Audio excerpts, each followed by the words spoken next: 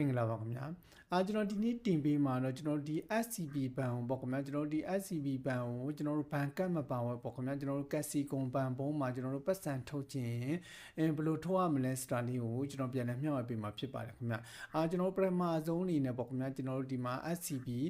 ဘဏ် software တွေကိုဝင်လိုက်ပါမယ်ခင်ဗျာကျွန်တော်ပထမဆုံးအနေနဲ့ SCB ဘဏ် software လေးတွေကိုဝင်လိုက်ပါမယ်ဒါတော့ကျွန်တော်က lock ခတ်ထားတဲ့အတွက် log လေးတစ်ချက်ဖြည့်လိုက်မယ်ပေါ့ခင်ဗျာပြီးတော့ကျွန်တော် SCB ဘဏ် software တွေကိုရောက်တော့ပါခင်ဗျာကျွန်တော် SCB ဘဏ် software တွေကိုရောက်တော့ပြီဆိုရင်တော့ကျွန်တော်ဒီအောက်ခြေပေါ့ခင်ဗျာအလဲကောင်တက်တဲ့ပေါ့ခင်ဗျာပြီးပုံစံလေးကိုတစ်ချက်နှိပ်လိုက်ပါမယ်ခင်ဗျာကျွန်တော်တို့ဒီမှာနှိပ်ပြီးတော့ကျွန်တော်တို့ဒီမှာပေါ့ခင်ဗျာအပေါ်နားလေးကကျွန်တော်တို့ဒီမှာ cardless ပေါ့ခင်ဗျာ cardless ATM ဆိုတာလေးကိုတစ်ချက်နှိပ်လိုက်ပါမယ်ခင်ဗျာဒါတော့ကျွန်တော်တို့ရဲ့လီဝက်နံပါတ်6လုံးပေါ့ခင်ဗျာ password 6လုံးကိုတောင်းတာဖြစ်ပါတယ်ခင်ဗျာကျွန်တော်ဒီမှာ password 6လုံးကိုတစ်ချက်ရိုက်ထည့်ပေးလိုက်ပါမယ်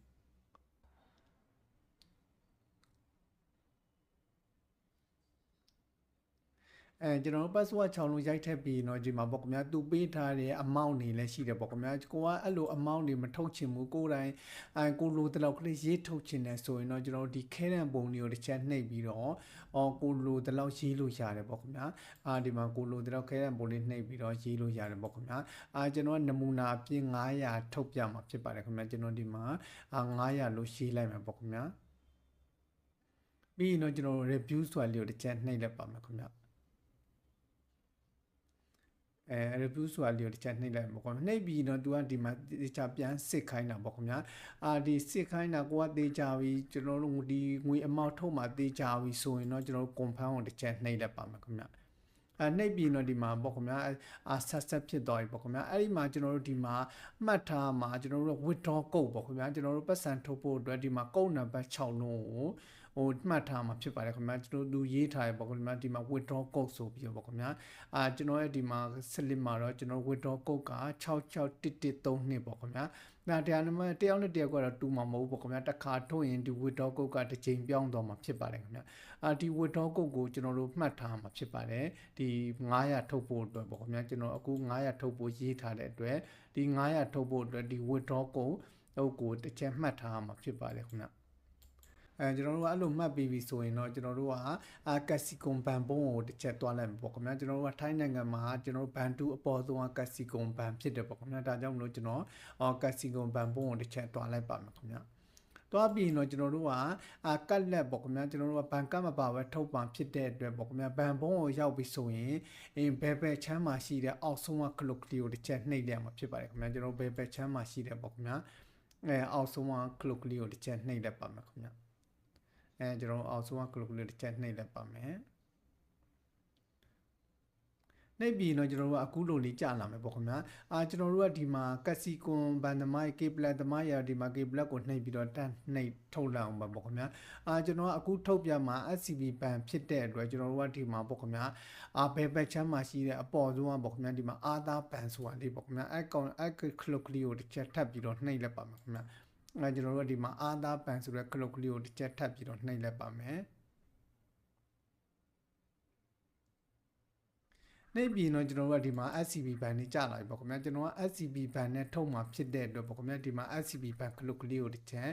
နှိပ်လိုက်အောင်ပါပဲခင်ဗျာပြီးရင်တော့ကျွန်တော်တို့ကအခုလိုလေးကြာလာပြီဆိုတော့ကျွန်တော်တို့ရဲ့ဖုန်းနံပါတ်ကိုတစ်ချက်ရိုက်ထည့်ပေးရမှာဖြစ်ပါတယ်ခင်ဗျာဖုန်းနံပါတ်ကတော့ကျွန်တော်တို့ SCB ဘန်ဖွင့်ထားတဲ့ဖုန်းနံပါတ်ပေါ့ခင်ဗျာကျွန်တော်တို့ရဲ့ဖုန်းနံပါတ်ကိုဒီနေရာမှာရိုက်ထည့်ပေးရမှာဖြစ်ပါတယ်ခင်ဗျာကျွန်တော်ဒီမှာကျွန်တော်ရဲ့ဖုန်းနံပါတ်ကလေးကိုပေါ့ခင်ဗျာကျွန်တော်ရိုက်ထည့်ပေးလိုက်ပါမယ်ခင်ဗျာ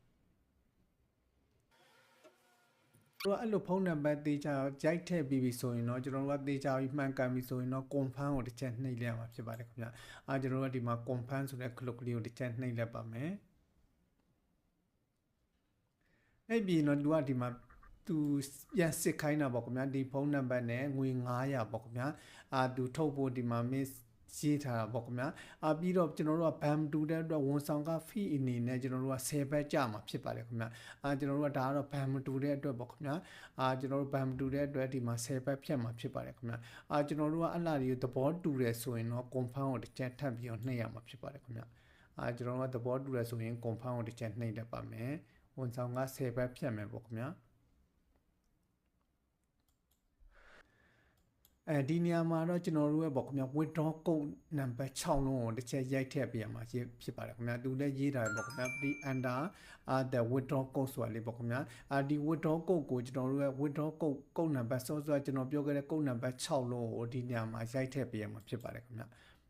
ကျွန်တော်ဒီမှာပေါ့ခင်ဗျာပြန်ကြည့်လိုက်ပေါ့ခင်ဗျာ withdraw code 661132ပေါ့ခင်ဗျာအဲ့ဒီ withdraw code ကလေးကိုဒီနေရာမှာရိုက်ထည့်ပေးရမှာဖြစ်ပါတယ်ခင်ဗျာကျွန်တော်တို့ရိုက်ထည့်ပြီးတော့ confirm ဆိုတဲ့တစ်ချက်နှိပ်လိုက်ပါမယ်ခင်ဗျာဒါဆိုရင်တော့ဒီမှာပေါ့ခင်ဗျာကျွန်တော်တို့ရဲ့ပတ်စံထွက်လာပြီဖြစ်ပါတယ်ခင်ဗျာကျွန်တော်တို့ဒီမှာဘန်တူကနေပြီးတော့ပတ်စံထွက်လာပြီပေါ့ခင်ဗျာကျွန်တော်နမူနာပြင်900ထုတ်ပြတာဒီတဲ့အတွက်ဒီမှာ900ထွက်လာပါပြီခင်ဗျာဒီလိုထုတ်ပြီးတော့ကျွန်တော်တို့ကဒီမှာပေါ့ခင်ဗျာစလစ်ဖြတ်ပိုင်းယူအောင်မလားသူမေးတာပေါ့ခင်ဗျာကျွန်တော်တို့ကယူမယ်ဖြတ်ပိုင်းယူခြင်းနဲ့သူကတော့ဒီဘယ်ပဲချင်းอ่ะပေါ့ခင်ဗျာ